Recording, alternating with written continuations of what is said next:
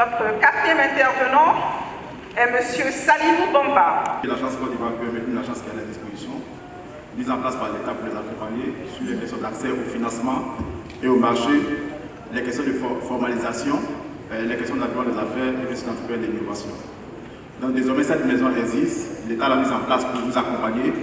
Vous accompagner bien sûr à bien maîtriser les textes fiscaux, les mesures fiscales que l'État prend, parce que souvent, comme on le dit, l'État prend beaucoup de dispositions, mais souvent ces dispositions n'arrivent pas toujours sur le terrain. Donc le rôle de l'agence, c'est de vous accompagner à bien comprendre les textes que l'État met en place, et bien sûr aussi à vous aider à vous structurer et au besoin vous référer à des acteurs tels que les CGA. C'est sûr que c'est un métier qui est difficile d'être entrepreneur, et il est important que sur ce parcours-là, l'entrepreneur sache qu'il a son métier qu'il maîtrise, mais autour, il a besoin d'un certain nombre de support. L'agence Côte d'Ivoire PME, elle a désormais pour cela. Cela fait 2 ans que nous sommes en place, et désormais l'agence a mis en place des instruments qui vous permettent de vous accompagner. Et bien sûr, nous travaillerons aussi avec les impôts pour rendre accessible la compréhension des différents textes, et bien sûr avec les CGA ou d'autres acteurs, tels que les incubateurs, tout cela. Mais la question qui se pose aujourd'hui, c'est quoi une start-up peut-être? Ça, c'est une question à laquelle on n'a pas répondu. Parce que souvent, les personnes sont en réflexion. Elles sont dans la phase d'idéation, de prototypage. L'entreprise n'est pas encore créée. Elle est souvent au sein d'un incubateur ou d'un accélérateur.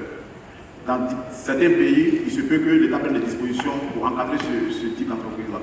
La question qui se pose souvent, c'est qu'on parle d'entrepreneurs en démarrage, on parle de start-up, on parle d'entreprises déjà existantes qui commercialisent.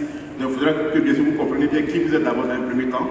Parce que si vous êtes dans la phase de prototypage, d'idéation, et que vous créez l'entreprise, c'est sûr qu'il y a des mesures fiscales. Et je pense qu'aujourd'hui, au lieu du gouvernement, il y a des réflexions pour faire en sorte que dans certains pays comme la Tunisie ou ailleurs, pour que l'État prenne des dispositions pour pouvoir encadrer cette phase de transition. Tout à l'heure, monsieur le directeur général des impôts aussi vous a parlé des patentes, tout ça. Ce sont toutes des dispositions que l'État a mises en place. Donc il y a beaucoup de dispositions qui existent. Et c'est de savoir que oui, je peux avoir une idée de création d'entreprise, mais avant de passer à la phase de création, j'ai besoin de me rapprocher, de bien comprendre ce que j'ai à faire. Et si on disait que dans le temps, il manque de structures d'accompagnement, mais l'État désormais a bien entendu ce message. Et l'État met à votre disposition des structures d'accompagnement. Notre rôle principal, c'est de vous accompagner, vous aider dans votre parcours de création d'entreprise, de développement, bien sûr faire face à vos, à vos devoirs en tant que citoyen, bien sûr, en payant les impôts. Et aussi, même lorsque vous avez des difficultés, un acteur peut vous prendre la main, vous accompagner. Je pense que la perception des entrepreneurs des impôts a été bien mentionnée par l'entrepreneur qui est sur le plateau.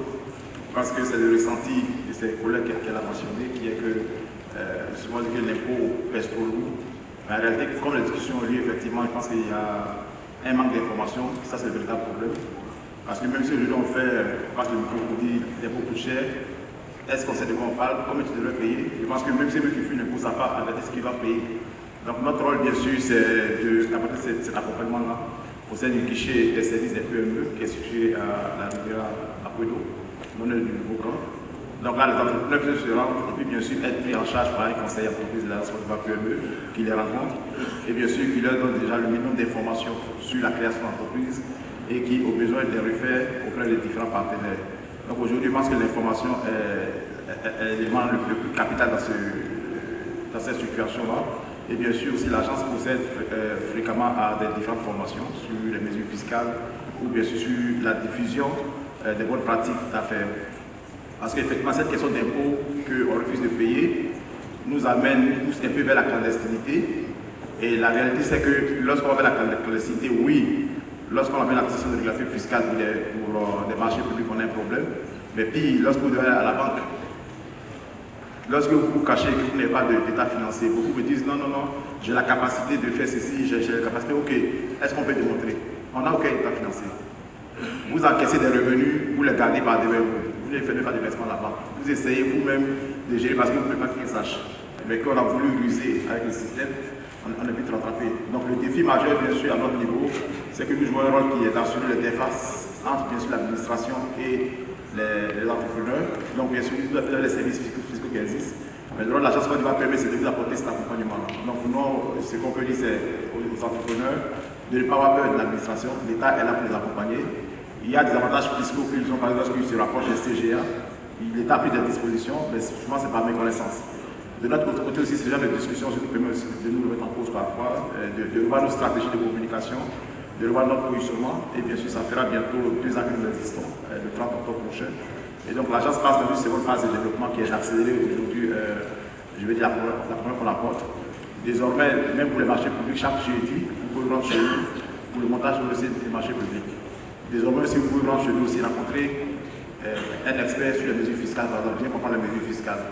Et aussi, on a des entreprises qui ont des difficultés souvent dans le tribunal pour des questions des cessations de paiement, tout ça. Désormais, on leur apporte le premier niveau d'information. Parce que comme vous le savez, l'agence Côte d'Ivoire prévue pour le moment, nos bureaux sont à Abidjan et bientôt nous les bureaux à Boaké à San Pedro. Et on ne dit pas, comme je dis, agence Abidjan PME, c'est Côte d'Ivoire PME. Aujourd'hui, ils sont à Abidjan ici, effectivement. Mais on a des parents à Sakassou, à Bouna ou à Grand Laou.